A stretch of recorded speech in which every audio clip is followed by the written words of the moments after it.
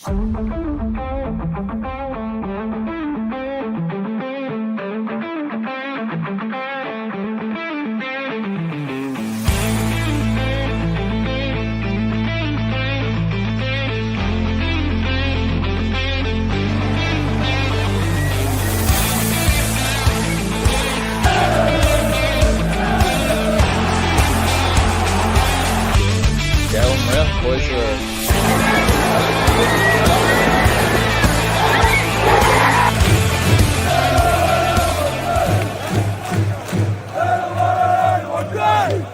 to another episode of the Fan Zone podcast.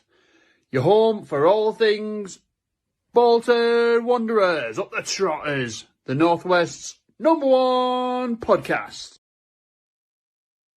Good evening. Welcome back to another episode of the Fan Zone podcast. It is episode 90 of the preview show. It's a double header tonight. It's that time of the year where we have 1 million games in about a week. So we're not podding every night, pretty much. We've backed them all in one podcast. So we've got Mansfield Town first. But before we introduce our guest, we have the lovely Ange. How are you doing?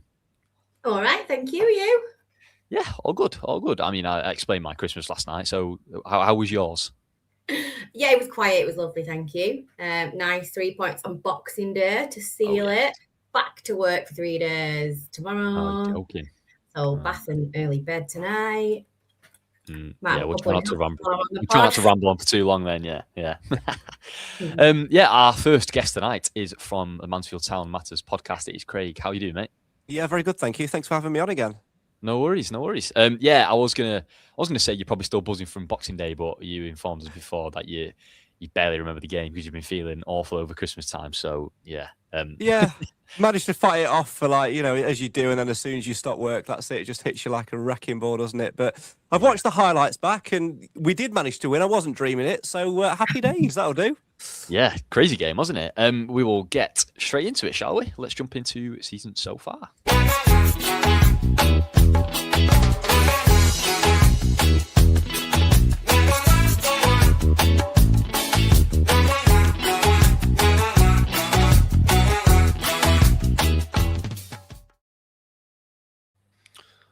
So, for the Wanderers, we're currently sitting at 4th place, just 4 points outside the top two, sitting pretty after our Boxing Day win.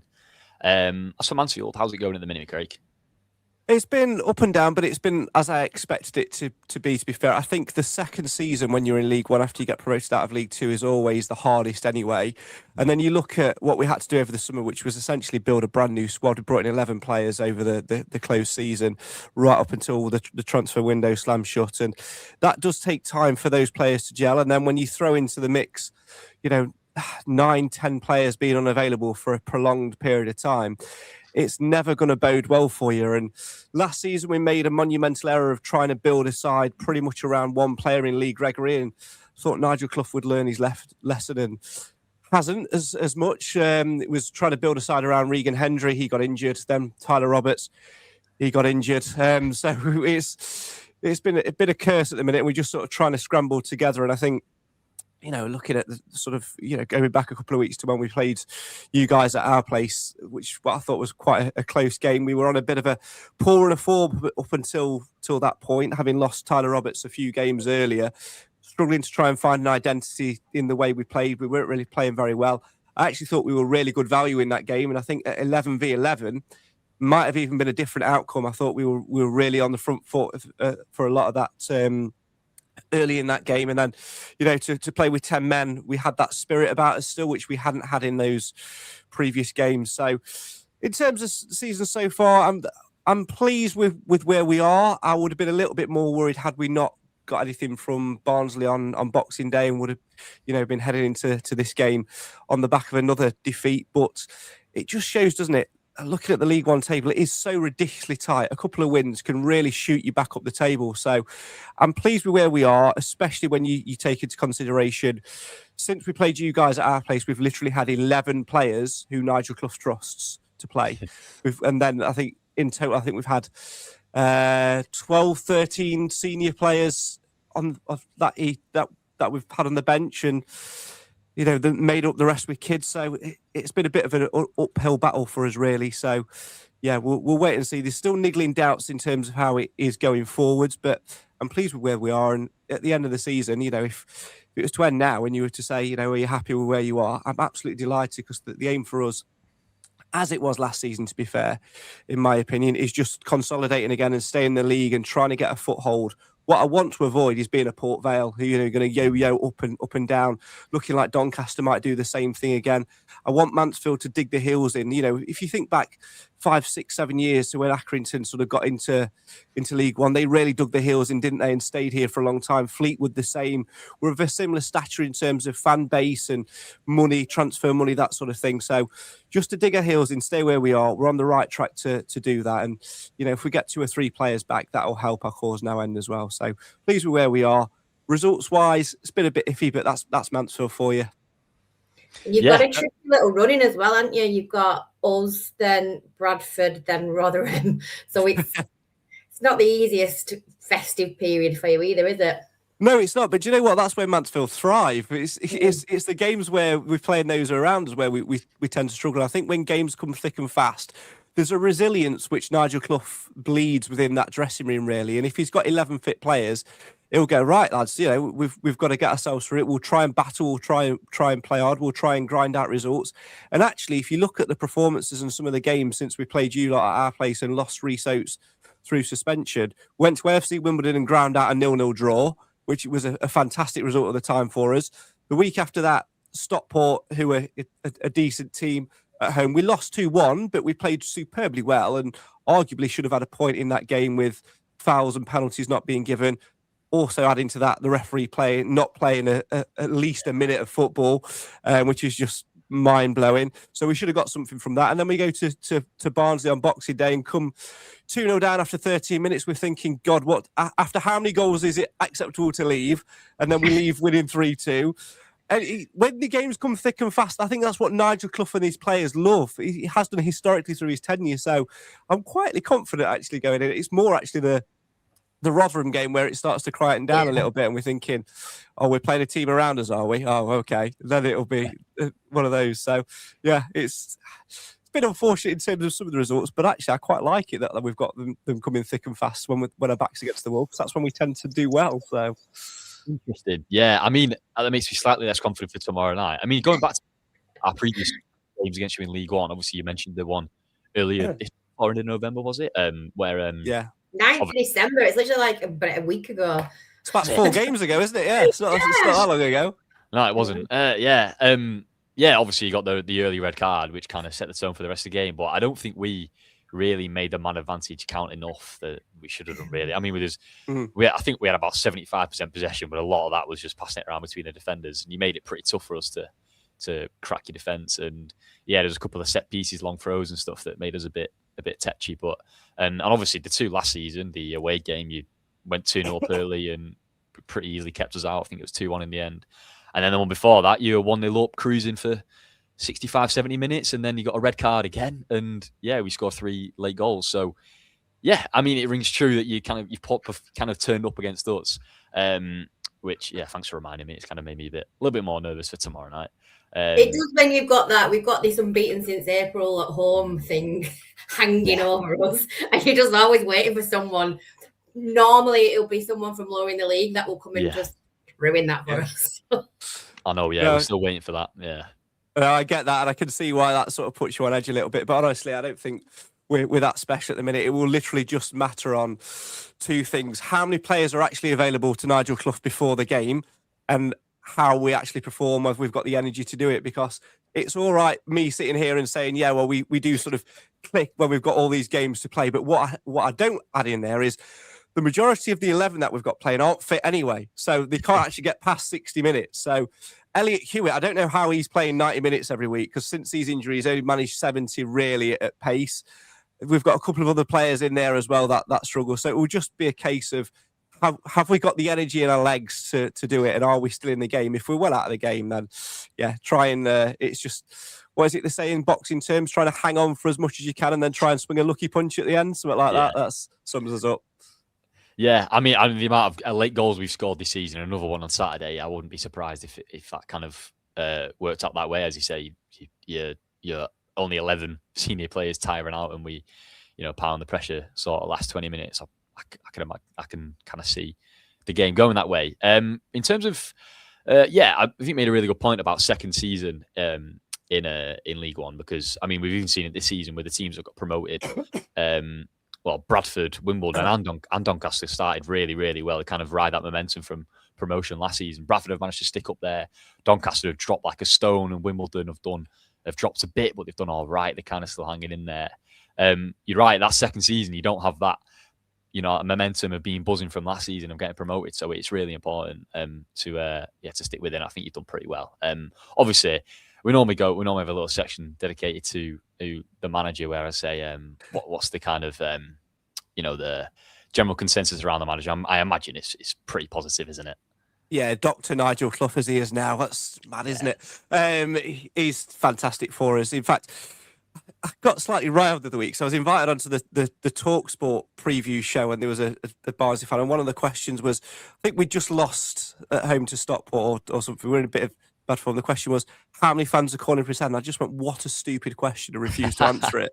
Because Nigel Clough is a legend for us.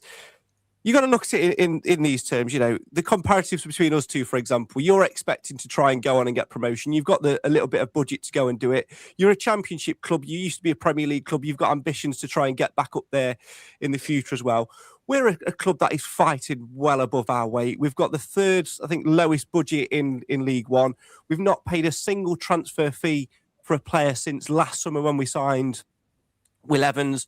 We spend on wages, and that's pretty much it. We pick up free agents, which is a massive risk, hence all the injuries that we tend to pick up. And we do, operate self-sufficiently, and sometimes that is really difficult, especially when you're trying to, put a new squad together. Nigel Clough's coming towards the end of his managerial tenure. He's made a comment about that a number of times, but the more he says it, and then the more he signs new contracts, the less I actually believe him. So I think he's more likely to get divorced than he is actually resign from being a manager and now and put his feet up with the dog. So we'll wait and see. But we're very lucky to have a manager who knows the game, knows the divisions. He's got strong contacts, and he runs a tight ship when it comes to spending money and to keeping things ticking over. And we're more than happy at doing that. Only need to remind yourself of 20, 25 years ago or whatever it was when we were playing the likes of Hayes and Yedding every week, or, your conference clubs with weeds growing through the away ends and, having no fans and all of that. We've come a superbly long way in that time. And to have Nigel Clough over the last 5-6 years, it's been an absolute blessing. And we know that we're never going to, we might be up there competing every now and again. We might flirt with it, but we are where we are. And I think we appreciate it for what it is. And if Clough was to ever to leave, that will be what the pressure is really on the owners to take us into a new era. But I think we're safe for at least another season yet. So long may Dr. Clough's reign continue. Absolutely, Ed. Are you not very confident about your spending options at the January transfer window then? We won't spend in January. There's no chance we'll spend in January. Unless we sell somebody, we won't do it. We haven't got the transfer budget to do it. We desperately need one or two bodies, but Clough is a very, what's the word I'm looking for? He clings on a little bit, digs his heels in a little bit.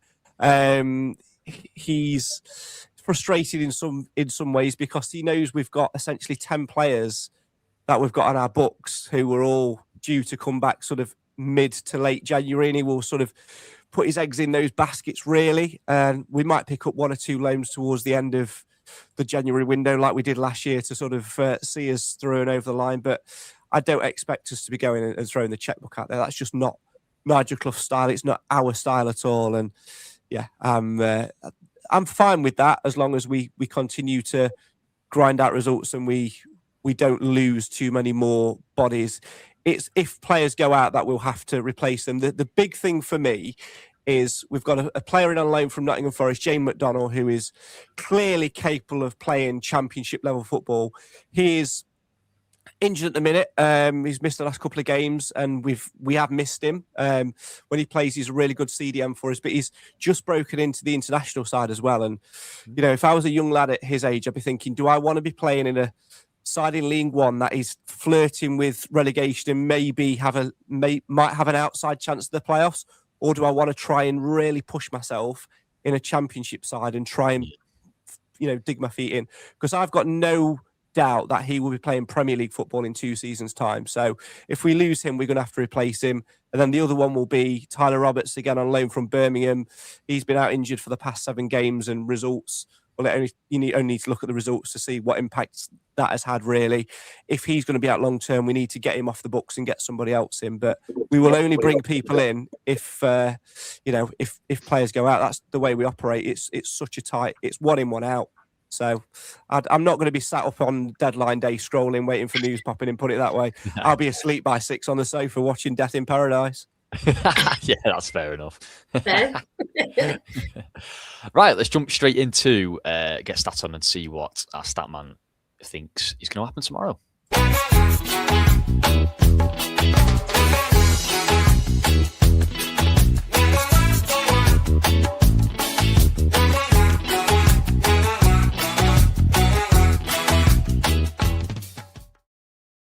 Hello everybody, welcome back to Get Stat On with the Statman, and today we're of course here to preview the game against Mansfield Town. Now, it does feel like I did this pretty much last week, and it's because you played them on the 9th of December. Was not that long ago at all. Literally 20 days later, you're playing them again, this time at the Tough Sheet. Now, I'd say this has got to be 3 points, to be honest, especially after the win against Rotherham, even though it wasn't incredibly convincing.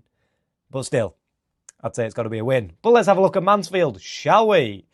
They sit 17th in League One after 21 games played, and they actually beat Barnsley 3-2 on Boxing Day, so that is a pretty big win. So their confidence will be sky high. So that's not ideal, is it? But you did win 1-0 when you played them away from home, and we know how shaky you are on your travels this season. So that is a big win, but they did get a red card in the 13th minute, and it still wasn't that convincing. So, anyway, there's positives and there's negatives, but let's actually have a look at how they play, shall we? In their 3-2 win against Barnsley, they played a 3-4-3 formation, which is a little bit different to the setup they played against you. But to be fair, that seems to be what they do most of the time. So expect that sort of formation.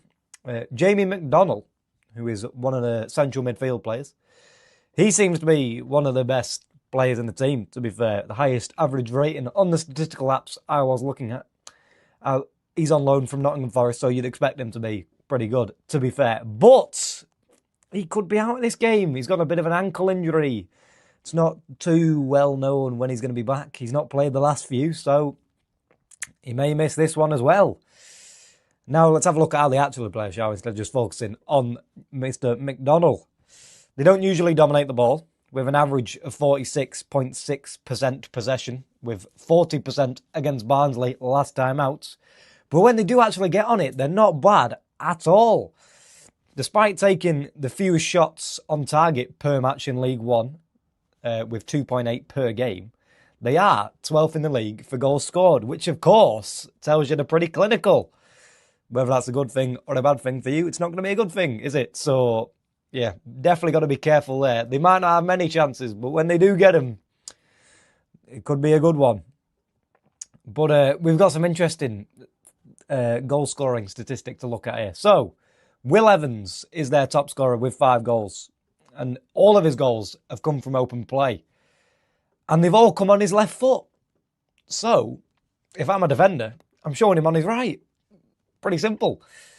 Reece Oates, who is their second top scorer with 3 goals, who was actually sent off against you after 13 minutes. So he was that man. He's now served his ban, so he could be back for this game if they want to pick him. He's also scored all his goals from open play. Also, all on his left foot. That's a bit weird, isn't it? And then the third top scorer, which is Tyler Roberts, who's also got 3 goals. All of his have come from his right foot. 1 from a penalty. But yeah. Anyway, if Oates and Evans are on ball, show them on the right foot, basically. And cushy. But no, it's not going to be that easy, is it? But who they actually pick in the front three could be quite interesting, because does Oates get back in the team after getting sent off against you, coming straight back in, especially after beating Barnsley? I'd say probably not, but he does appear to be one of the bigger goal threats, so maybe. They are also pretty good from set pieces, to be fair. They've scored 6 directly from them this season. That doesn't account the phase after. But they've also got another 2 goals from penalties. So definitely not bad in front of goal, let's put it that way. It's the other way that's causing them the issues, to be honest. Because the goalkeeper has been forced into the 4th most saves per game this season with 2.8. But they are still there for the taking. They've given away the 2nd most penalties this season with 6. And sometimes they struggle to get the lines clear with 17th most clearances in League One this season. So there's definitely something to take there. And they actually concede an average of 1.3 goals per game, and you only scored 1 against 10 men last time. So I would expect a couple more this time, to be honest. As for their pressing, they don't press very high at all. They only win the ball 3 times in the final third per night, which again is not that much. So they are going to sit off in probably a mid/low block, which means you're going to get space in the middle third and the wide areas, which means put the ball into the box. For the love of God, cross the ball and play Mr. Sam Dolby and let him win a couple headers. That's not going to happen, is it? But that's what I'd do. I'd say fullbacks, bomb on, get it wide, cross it in. Bosh. Simple as that. Right? It obviously won't be as simple as that, but it could be. So just do that. Hey. Anyway, I'll let you enjoy the rest of our preview show, and I'm sure I'll see you very soon for a review. Goodbye. Excellent as ever from the stat man, interesting as ever. As he said, nice and easy. Get the fullbacks on, cross into the box. And I think he said that for about 3 or 4 games running now. He's dying for Dolby to start the match. We're in extreme close-up territory there now, Ben, with him. I know. The frustration is palpable in the lack of crosses into the box. I think he might actually jump into the screen next time. Yeah. Right, let's jump straight into the injury update, shall we?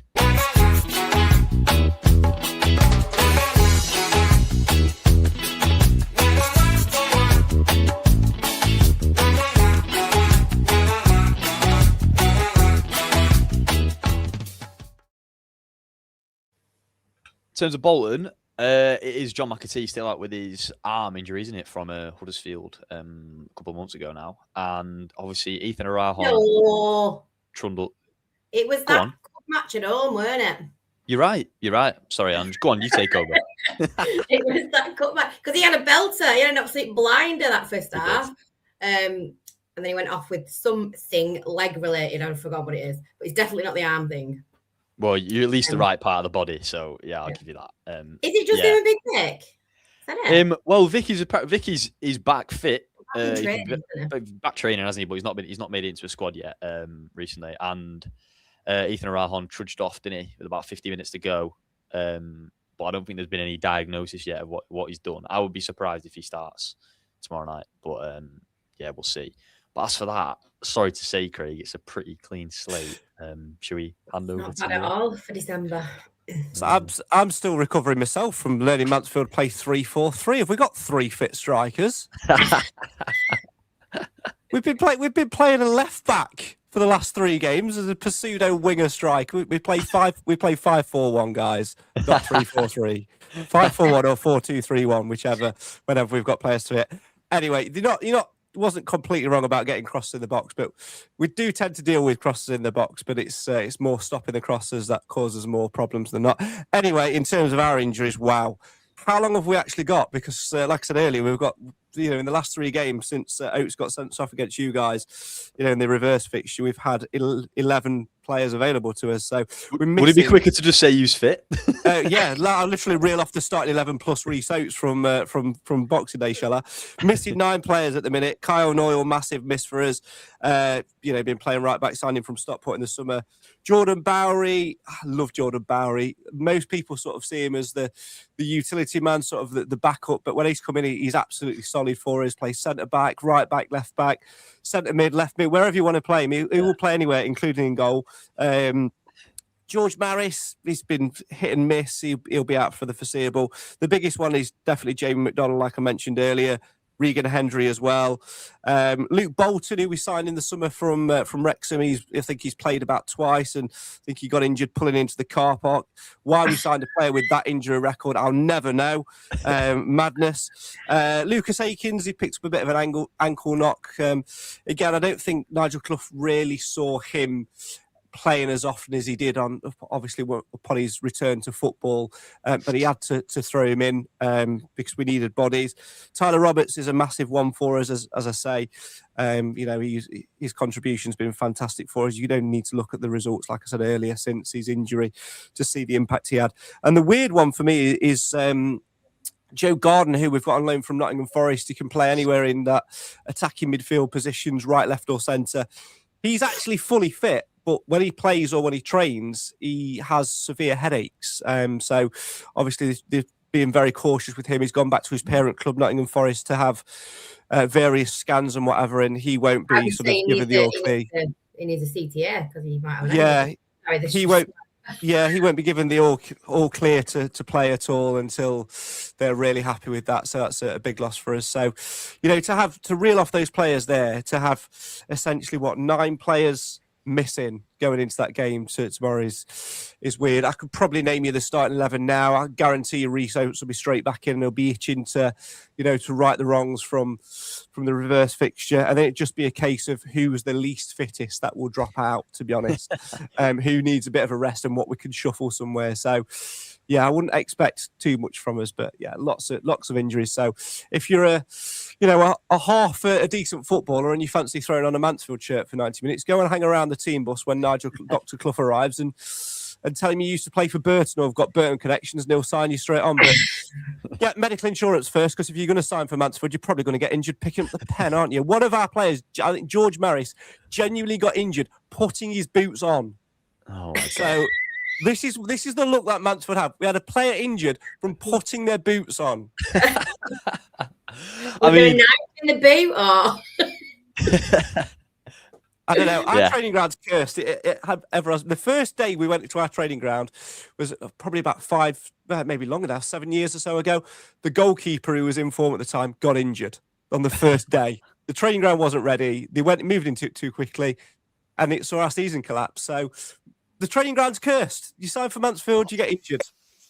Yeah, I mean, we've gone through some terrible runs recently. As Matthew has just pointed out, 2 of the most bizarre injuries we've had recently is, Victor Adebayo, we mentioned before, got injured by sneezing in training. Can I just say, having had a cold for the past week, I can totally understand why you can injure yourself sneezing.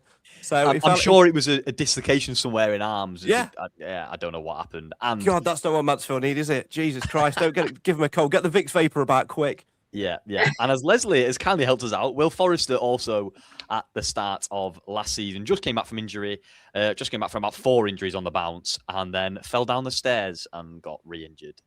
So yeah, we've seen some common injury ourselves, but yeah, nothing like putting a boot on. That's a new one.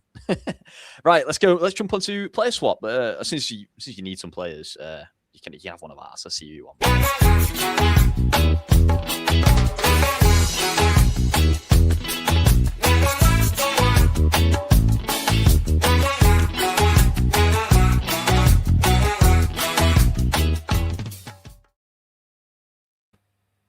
So play swap. As for Mansfield, me and Ange, I think we're going to have. Well, I think if we're saying from the squad, Jamie McDonald, we've been raving about him today, and he had a good game against us last time out. I think we would take him. But if we're saying fully fit, I think Will Evans was pretty busy against us last time, and obviously our top scorer this season. I think we did well to keep him quiet, and I've liked him pretty much every time we've played against him. I'm pretty sure he scored against us last year when you beat us 2-1 at your place. But in terms of bottom players, who do you fancy to fluff up the squad? I mean, whoever can go injury free the longest. I don't care where they play. Pair of boots on without. Yeah, Can you pass the non-injury test? That's all that matters for us. I mean, positionally, it doesn't matter because we could sign a centre-back and play him up front, or sign a striker and play him at left-back. That's just what Dr. Clough does superbly well, so it doesn't matter. Seriously, though, I think there's a couple of players in your squad which I've liked the look of. I liked the look of Will Forrester when we had him on loan from, I think it was, might have been Stoke a few years ago in our playoff season, where he was sort of coming through, and he always looked sort of stable and looked semi-decent. I think he'd fit in quite well again, and Nigel Clough sort of rated him when he was here before. But I think we're a little bit short on midfielders sometimes as well. I think Josh Sheehan might fit us quite well. I think Nigel Clough would get something out of him. So I'd have those two, or anybody that could just, like I said earlier, just go through and not get injured. It'd be great. Yeah, when we told Jordan to do the graphic, later, we'll just say anyone who's fit. Yeah. Cool. Right, now it's time for everyone's favourite part, score predictions.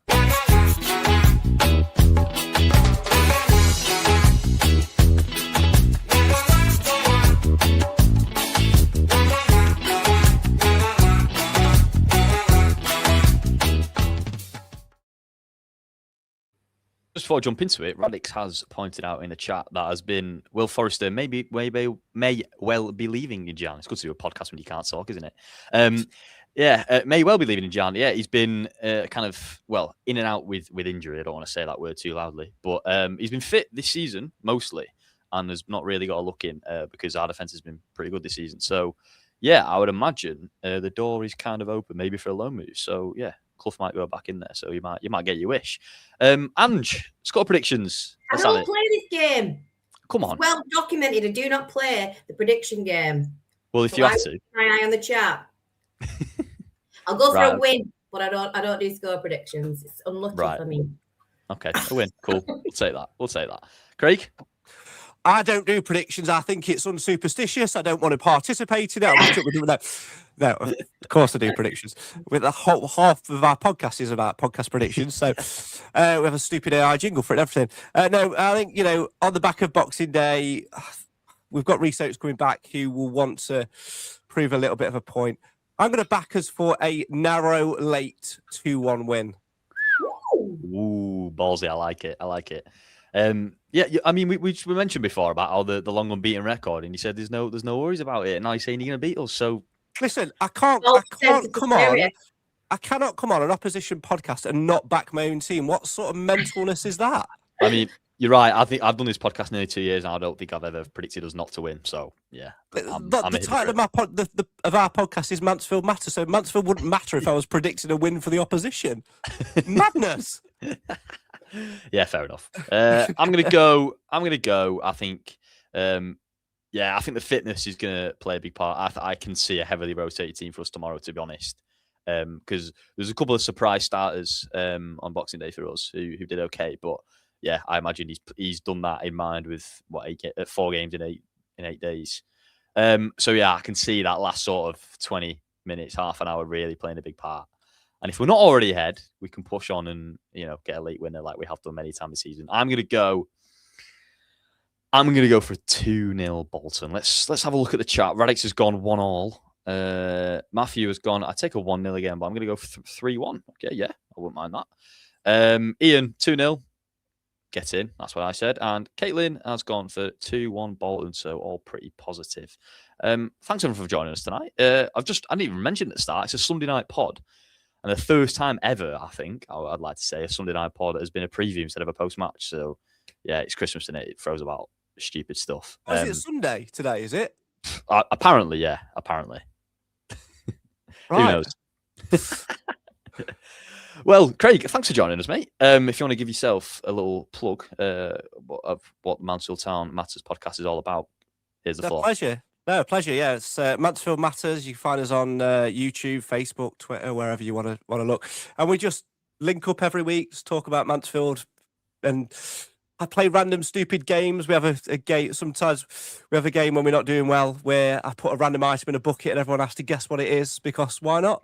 And it's a bit of comedy. It's more of a release for everyone, really. When we started it 9 series ago, it was more about sort of us coming together and sort of having somewhere to release. And with none of us were drinkers at the time, so it was almost our post-match pub chat, if you like, our equivalent of it, and it's grown since then. So yeah, if you want to come and find us, you're more than welcome to. Usually on a Thursday, but not this week because apparently we play on Thursday again, don't we? It's New Year's Day, so no idea what day of the week it is. Yeah, come and find us in January sometime, and yeah, you're more than welcome. Lovely. All the links and the good stuff will be down in the description. Thanks again, Craig, for joining us. We'll see you later, mate. A pleasure. And we welcome in Seamless, wasn't it? Charles, good evening from PT Sports for our second part of the doubleheader of the preview podcast. It is, of course, Doncaster Rovers. How are you doing, mate?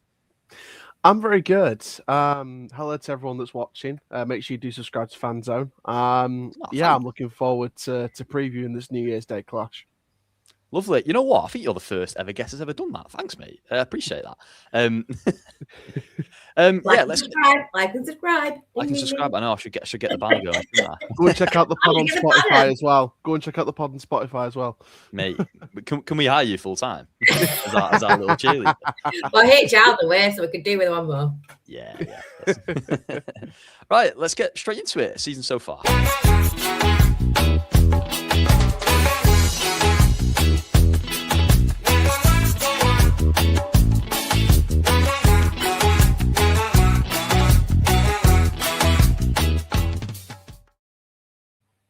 So yeah, Doncaster, it's been kind of a season of two halves, hasn't it, really? Currently sitting in 23rd when you were as high as, I'm pretty sure, did you go top of the league at one point, or you're at least in the top two? We were in at least the top 2 or 3. Yeah, go on, sum it up for me, mate, if you can. Oh, I mean, the music in that intro there was probably the most enjoyable part of these last couple of months. I'm trying to stay neutral and really trying to stay 50-50 on this, but when results are as frustrating as they are in the past few months, it's just not been enjoyable. 1 win in 15 in the league. The cup success is probably keeping us afloat. It's like you said, it's been a season of two halves. I think we started off very, very well. We started to carry on that form from winning the league title last season. You know, we didn't have a great start to last season either. We weren't in a comfortable position, but then our manager came out and said, we're not done chasing down Walsall. And that was back in January, around this time last year. And then we somehow win the league in 6 months because everyone fell off a cliff and we managed to get form. It's kind of happened again where we kind of start off with this time. We kind of start off well for the first few games. We think, we're looking all right.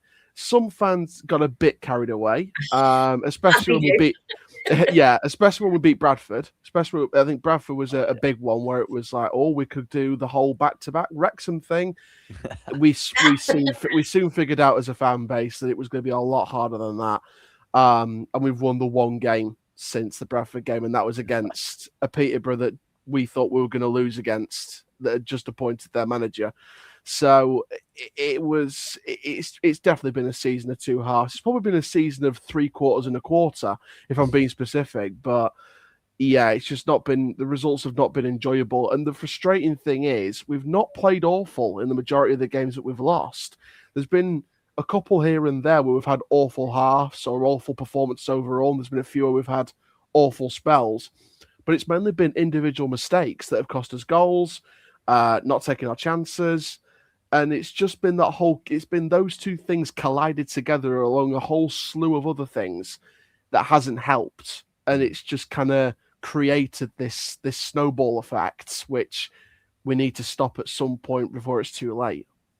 Yeah, I mean, Craig, the Mansfield fan we just had on then, obviously mentioned how they were saying second season in League One is massive because you don't have that momentum from the previous season where you've just come up.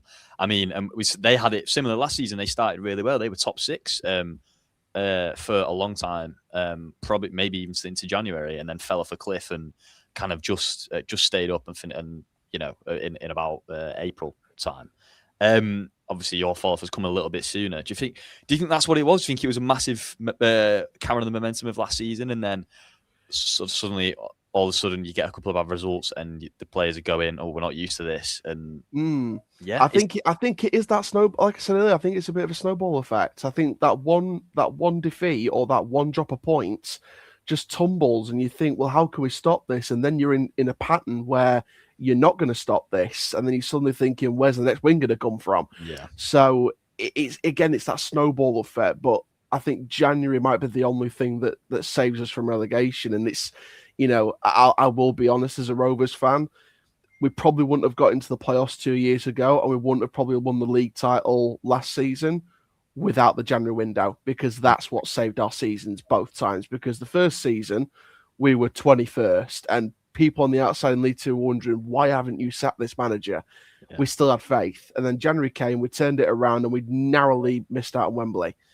Then season 2, under the manager in League Two, again, quite low. We were kind of mid-table, lower mid-table. Suddenly we signed Rob Street and a bunch of other signings, and we prop up again and we win the title because Walsall fell off a cliff more than us, like compared to now. So again, I think January might be the only thing that saves us for me. I think that's the big thing we're going to keep an eye out for. That's why there's a bit of uncertainty around this game, because one of the 2 players that's coming in on January the 1st confirmed is eligible to play this game. So the whole preview of this game could completely change depending on who starts for us in this particular match. Who is that? Yeah, 100%. We need our What's that, sorry? Who have you got confirmed that's coming, that's joining you in Jam? We've not been given a name. I'll be honest with you, we've not been given names. All we know about Jan, and this is where I do rate our manager, because he's not one to go and sit there and say and try and facade everything's all right when it isn't. He's not one of them kind of head coaches or managers, Arteta. For me, he's one of them that tells it like it is. So what he did last week is basically him and the club confirmed 4 of our 5 loanees have gone back or are going back, apart from the goalkeeper. We've got 2 players coming in on January the 1st. One's probably going to get loaned back out, and one's eligible for January the 1st. Another 2 are close, and overall it's 2 permanents and 2 or 3 loan players. We've not been given names, but that's also on top of Darren Robinson at Derby, who's on trial wheels at the minute and training with us, and we might be looking to bring on a contract. So it'd be Darren Robinson plus 5 other players by the end of the window. But the fact that he's got at least half our business done for the first day of the window, for me, is a statement. And it could, people that are cynical and not like me might go, oh, it's just PR from the club. They're doing it to get the fans excited. I am excited, and I do trust this manager, and I do think he'll turn it around and keep us up by the end of the season. And I think January might be crucial to that. Interesting, yeah. You just mentioned the manager and how you trust him. What's the general consensus around him? Because obviously, 1 minute 15. There's only a few managers that would survive that, but obviously he's got a lot of credit in the bank, and as you say, he's turned it around twice already in sort of January, going to the end of the season. Have you got full faith in him? That's why I have full faith in him. The fact that he's turned it around twice, yes, it's the league below, so it's not the same kind of situation, because for me, they're 2 completely different leagues. League 2 is a physical league where you're not going to get pretty football all the time. League 1, there's a lot more prettier football than League 2. So, and there's a lot more quality players that could punish you on certain days if you're not switched on. So, yes, it's a different situation, but I do have full faith in the manager personally. In terms of the general consensus, I know there's quite a few people that were big backers of McCann during the 18-19 season and during that League 2 title run, who are now McCann out or about to switch. And, yes, you can have enough credibility in the bank, and that might not save you by the end of the season. However, personally, I'm not going to criticize anyone for having an opinion that's not mine.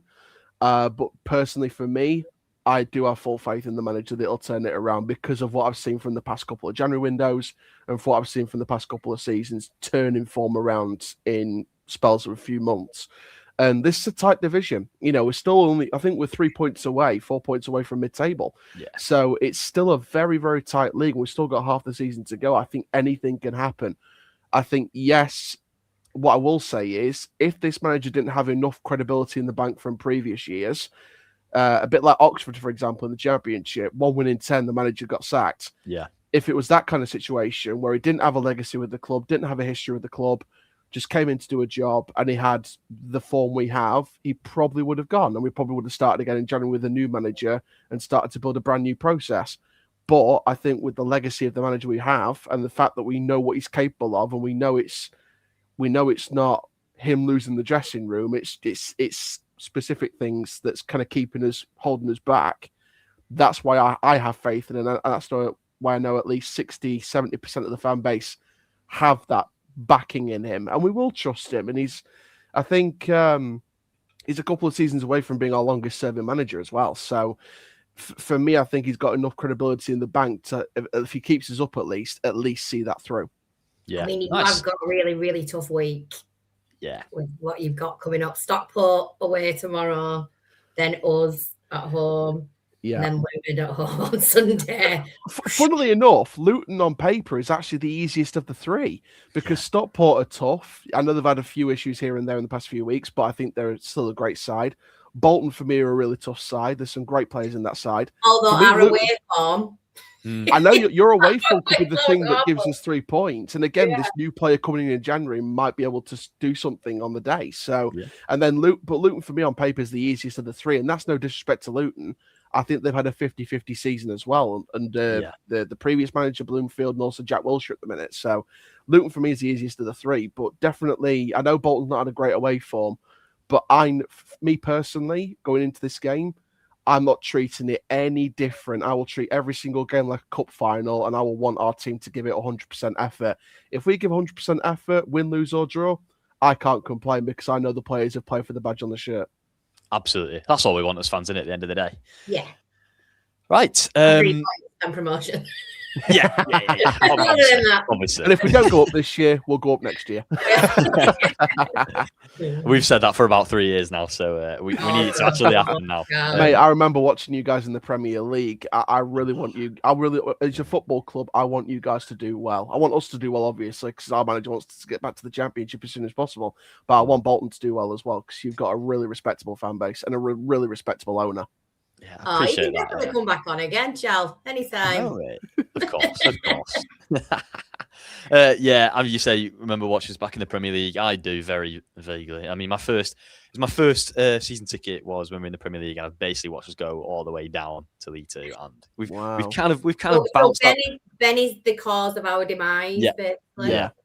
And with my own football club, I've learned to be patient, and this is part of why I have faith. I learned to be patient with things. Like my first season was 2005. My dad took me to Bellevue for the first time, and I managed to see the Carling Cup run when we knocked out City, we knocked out Villa, we were close to knocking out Arsenal. Mike Dean, we knocked out a couple of other sides on the way there, and I saw the lights go off for the last time against Nottingham Forest, and it's these memories, and then we see the tough times, the Paul Dickov era. When we got relegated to League Two, and then we got relegated again under McSheffrey after Wellens got sacked. And when you see the Schofield era and how bad that was, you learn to have patience and you learn to deal with it and try and go through with the tough times. And that's what makes you a football fan. You're right. Anyone could be a City or United fan, or maybe not United now, but a Liverpool fan or something, and ride out and have an easy ride. But this is what makes you a football fan, isn't it? Yeah, you got to go through the tough times. Talking about tough times, let's see how we are on the injury front.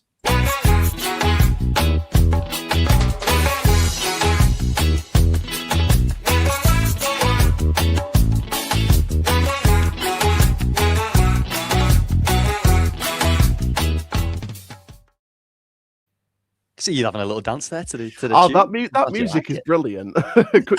if we ever lose this game 4-5-0, I'd love to have that as our exit music. Just keep me happy whilst we're suffering through 5 goals on the highlights on the ITV on the night.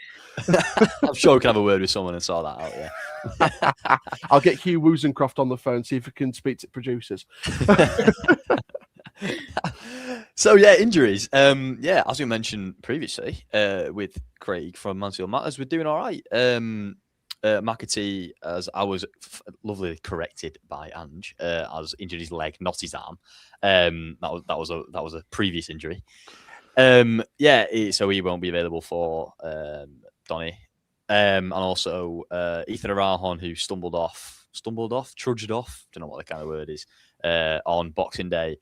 And as far as I'm aware, there's been no diagnosis yet of what's happened, whether it might have just been cramp or, fatigue or something like that. It might have been. But I'd be surprised to see him play tomorrow night at Mansfield, maybe back for Doncaster, not too sure. But apart from that, yeah, we're doing all right. It was pretty clean slate. And we've got a bloated squad, if anything, not to brag. But yeah, how is it in the Rovers corner?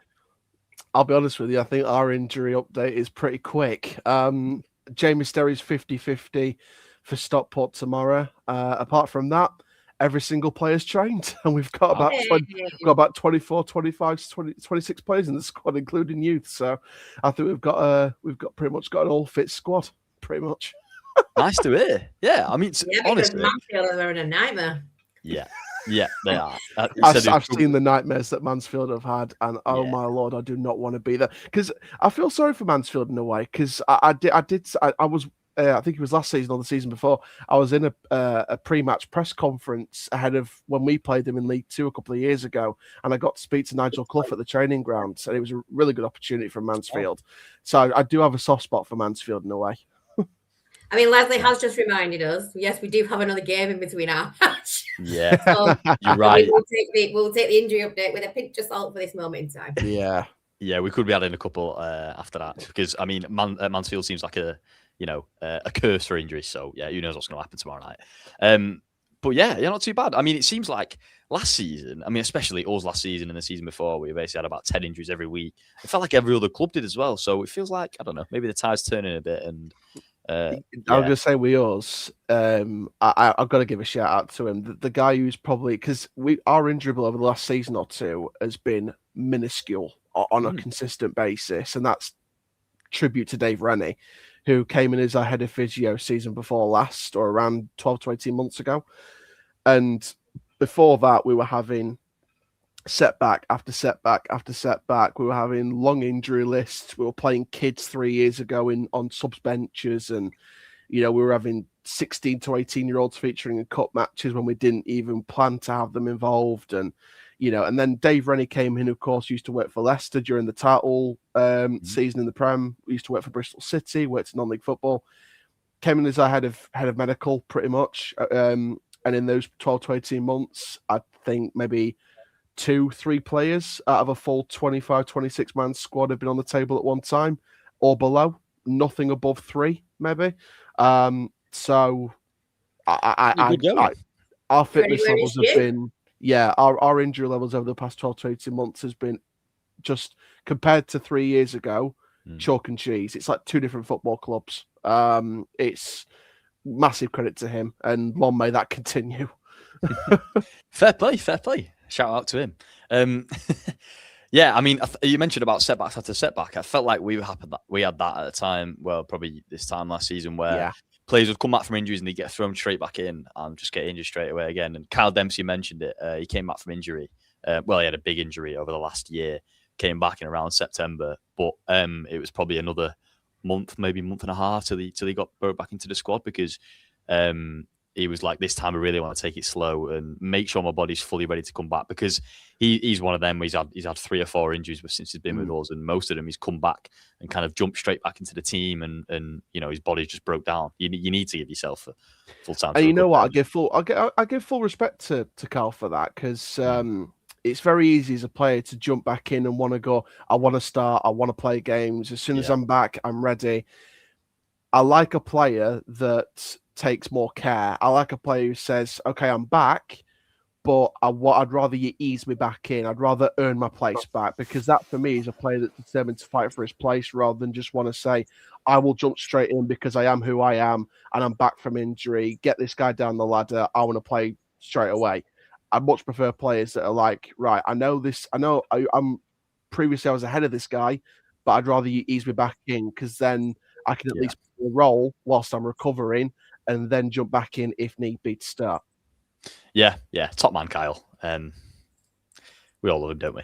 Anyway, player swap is next, and we've got 2 basically full squads to pick from. So yeah, plenty of choice. Let's see who we have.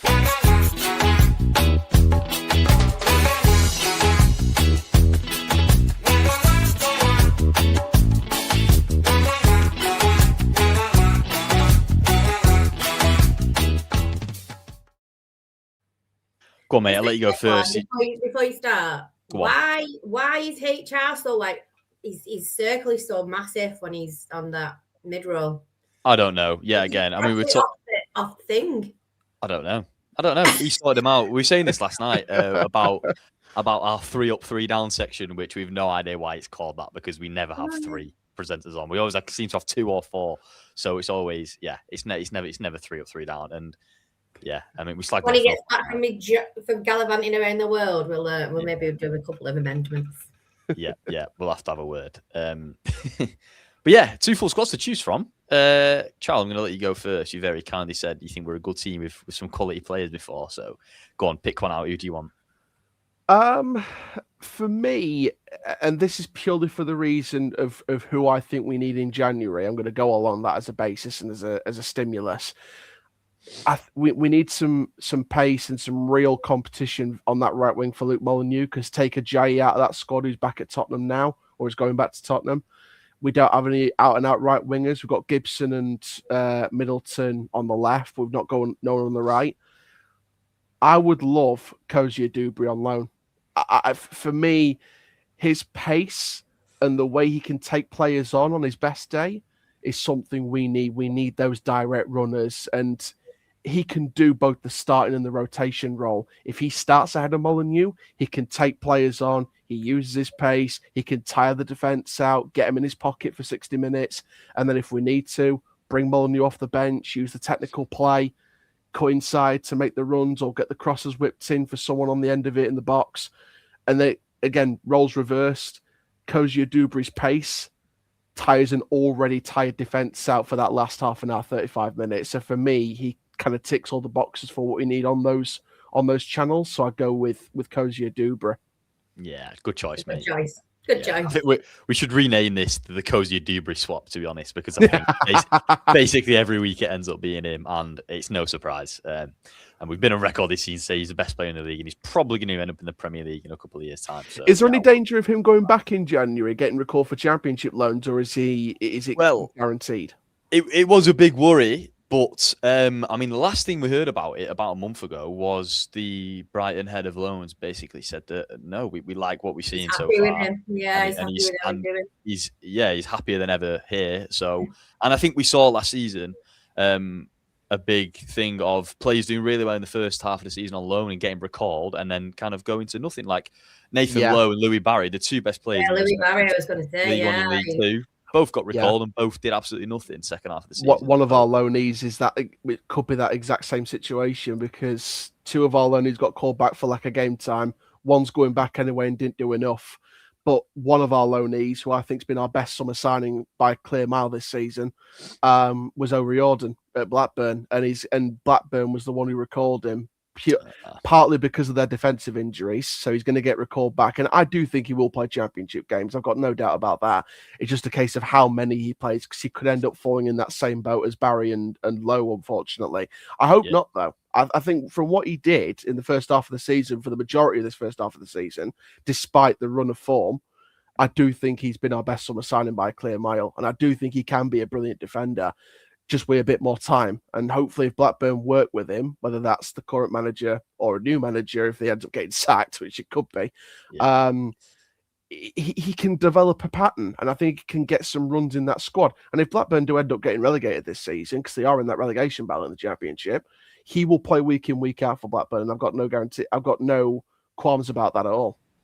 I'll remember the name then. Yeah, brilliant. So in terms of Donny, please, there's a couple that kind of stood out to me. Owen Bailey this season, especially at the start of the season, turned into a bit of a backsman, didn't he? He basically won all your points, if I recall correctly. I've always liked him a bit of a combative midfielder, but added more goals to his game this season. But the standout to me is Luke Molineux, who was by far the best player in League 2 over the full season last season. I was interested to see how he made the step up this season, and he's done pretty well. Similar to us, really, Cozier Dubry is our best player, but we don't really have a backup right winger, and that's kind of number 1 on our list for the transfer window, to get someone to give him a rest, because he's basically played 90 minutes every week, and he's going to break down at some point if we don't have someone to give him a bit of a rest. So, yeah, Luke Molineux is who we're going to take. Thank you very much. I get that completely. I do get that one because of the position, but also I think financially, I think that unfortunately, I don't want to say this. I think if Bolton offered money for Molineux, I think we would be priced out and we probably would be packed into a corner and say, okay, if Molineux wants to go and he wants the big move to a club that's going to go into the Championship or could be close to getting into the Championship, we'd probably let him go, and it's up to us to replace him. So I can understand that. Just a quick word on Bailey. Again, he's just been, I think, apart from the game in recent weeks where I don't think he started, or I think he might not start, I think he's had 118 consecutive starts in all competitions over a year and a half period. I think not bad. I think he's either a record breaker or close to being a record breaker for consecutive starting players in our history. Wow. So he's definitely one of the league's most consecutive starting players in league history in the EFL. So, yeah, he's a record breaker for sure. And the good thing about Belly is he's Mr. Consistent. In terms of performance levels, his worst performance could be a 6 or a 7. Best performance, obviously, a 10. He just picks up some of them somewhere. In the Blackpool game, he missed quite a few headers. He's a goal scorer. He's a goal scoring defensive midfielder, and he's a 6 and an 8 hybrid. So he's someone who's reliant, which is quite ironic because obviously at Newcastle he was picking up injury after injury. He had a really long spell. It was a troubling time for him. Eventually went to Gateshead, picked up his form, started to grab interest, and then we brought him in. And we could have brought him in earlier as well, because under Welland, in the season we got relegated, we could have brought him in because he was on trial with us. But unfortunately, I don't know if we couldn't afford him or whatever, but we just didn't bring him in. And obviously a year later, we eventually brought him in. So yeah, he's definitely been our most consistent player in the club at the minute overall. Yeah, he's been a player. We've had a question in the chat. From SCG 1969. No Statman for Donny. No, I think Statman got confused basically. He was all over himself. That period in between, and he forgot there was trouble. Yeah. I think we know he one, didn't he? I think, and put it out. I think. Yeah, I think he'll do one and put it out on TikTok. Yeah, maybe. Hopefully, we'll see. I mean, we can imagine it would include get it out wide and get it onto Sam Dolby's head at some point. Crosses into the box. Crosses. Yeah, if our defensive line's too far forward and you catch us out in the box, if you get a head on it, 9 times out of 10 you'll score. Oh, there we go. There's our Statman section there. Right, let's get back. Let's get into Angie's favourite segment. It's What's the Score?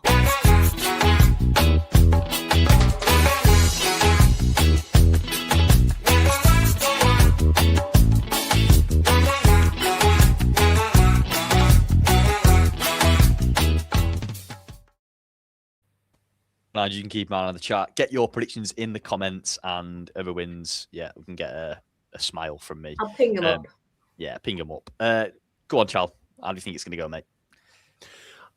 This is going to be an interesting one. I think from our perspective, what we need to be careful of is not putting our fullbacks too far high, because with the pace down the channel, you will catch us on the break. We are a pressing team. We do hold on to the ball, but sometimes not too long. We try and go direct if we can. We've been doing a bit of long ball football at the minute over the past few weeks. We are a pressing team, but one thing we need to be assured of is we can't press all over the pitch in this particular game. I think Bolton, for me, are a high energy team. I think they're a team who can catch us out if we leave gaps in the forward line and the defensive line, if we leave our line too far forward. So for me, we should only press until the 18-yard area, and we can't allow ourselves to be stretched. I think that's a massive thing against Bolton. So it's hard for me at the minute because we've made some really bad individual defensive mistakes. Goalkeeper, which was dropped the game before the last one, was getting a lot of stick and was getting told to be sent back. And there's a bit of a fracture there between the goalkeeper and the fans. And then our number one starter, who's our backup, was man of the match against Blackpool despite losing 1-0.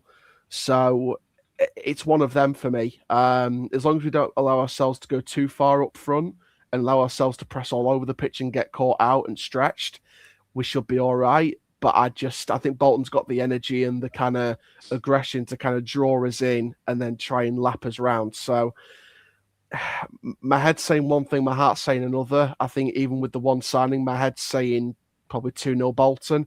My heart wants to go with a 1-1 draw and try and keep it respectable whilst we allow our January signings to start bedding in over the first week or so of the window. I'm going to be optimistic and go with the 1-1 draw, but I am very cautious about Bolton and how they play. I like it. Fair enough, mate. You've got to be optimistic. Yeah, but I'll have an element of caution with it. We're not going to win this game, 100%. I'd be stupid sitting here thinking we're going to win this game. But mind you, I could say that now, and then we end up winning the game. But I'm going to go with a 1-1 draw, a point apiece, and a fair result. Yeah, fair enough. Go on, Andrew, run us through what has been said in the chat. Yeah, I mean, we've got a couple for Bolton. We've got a 2-0 to Donny. Leslie cannot predict with our appalling away record. Says it all. To be fair, and I don't do predictions, but it literally could go anywhere. Yeah. I am desperate to go and see an away win. I went to Huddersfield to saw that, but desperate to see an away win. Yeah. Please, yeah. So am I. Yeah, it's been, I mean, I think we've been had our eye on this as kind of our chance to finally put our terrible away record to bed. It's just the 2 wins this season with one of them being 2 goals in the 90th minute and one of them being a 1-0 against a team with 10 men for 75 minutes. So hardly convincing. As much as we've been excellent at home, hardly convincing away from home. It's like chalk and cheese. We just need to get 2026 off to a flyer, please. Yep. That'd be great. Yep. With that in mind, I think it's gonna be a struggle, but look, Donny, no offense, 1 win in 15. It's not going great. As I said, we've kind of earmarked this game as right. If we can't win this, then I think we're done for away from home. So I am gonna go for a 2-1 Bolton. Just Leslie in the chat. Are you lot going? Yeah, we mentioned it. We were chatting last night. Yeah, all going other than Ben who's in Thailand, I think. It's a full house apart from Mr. Thai boy. Yeah. Giles, will you be there? I will be there indeed, covering the whole game for PT Sports. So I'm looking forward to that one. Obviously, we just came off the Retford Derby yesterday in non-league football, so I'm looking forward to covering another League One match after a good week away. Nice. Yeah. There we have it. 1 hour and 6 minutes on a preview show. That must be a first. It's definitely on a Sunday. It's 2 firsts today, isn't it? A preview show on a Sunday. What day it is. I'm at work as well tomorrow. I don't know what day it is. Yeah, same. Yeah, who knows? Whatever. Before we go, Charles, give yourself a little bit of a plug. Seems like you've been so nice to us, telling us to subscribe to us. Go on. Who should we subscribe to for you? So I've been doing YouTube for about 7-8 years now, but this is a brand new project that kind of came about in November called PT Sports. We've seen divides over the past few years between fan channels and the mainstream media. My objective is to create a YouTube version of the mainstream media that combines the two, gives the fans a voice, but also does the mainstream thing of interviewing the journalists, working with the clubs and the teams. We cover sports in general. It's a relatively newer channel. So we want to try and get it up as quickly as possible. We've done collabs with AFTV, working with Sky Sports people. And we've got loads of collaborations coming up with some of the big teams in different sports. We've got events, we've got interviews for the Winter Olympics potentially. So good. Loads of big projects coming up. And for the Bolton game, we really want to include the Bolton fans. There's a segment on our pre-match build-up coverage called the Fan Cams. So we give sort of 5 questions, Vox Pop style to fans. We did it at Retford United yesterday.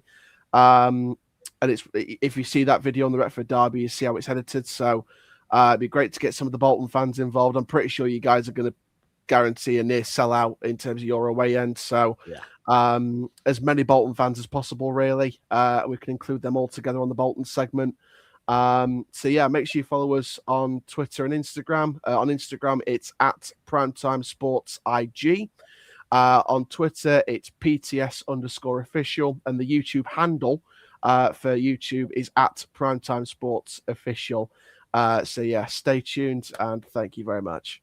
There you go. Fantastic little summary. It sounds cool. Yeah, and obviously, Bolton fans going in the chat tonight that will be there on New Year's Day. Get involved in the little Vox Pops. That sounds like great fun. I mean, if we can, we will do so. Links will be in the description. All that good stuff. Get down there, give them some support. because he's been brilliant tonight, and he's given some lovely compliments to the podcast and to Bolton Wanderers. Thank you to Leslie in the chat, by the way. Yeah, it's just been brilliant and so enthusiastic about his team and his manager. Spot on. And Matthew as well. Sounds mint that. Yeah, it does. It does. Great stuff. Thanks for joining us again, mate. I hope you have a lovely week. Hopefully it doesn't end What with a terrible New Year's Day. No offense. Win, lose or draw, it'll be an amazing day nonetheless. Celebrating a brand new year, hopefully a brand new Rovers compared to the one that left 2025. And I'm just excited about covering sports in general and just being a part of this sports social media community once again. So very much looking forward to it anyway. Great stuff. Thanks for joining us, mate. And thanks for everyone for joining us tonight for a Sunday night preview. It's been Ben, it's been Ange, it's been Chal. Good night. Good night.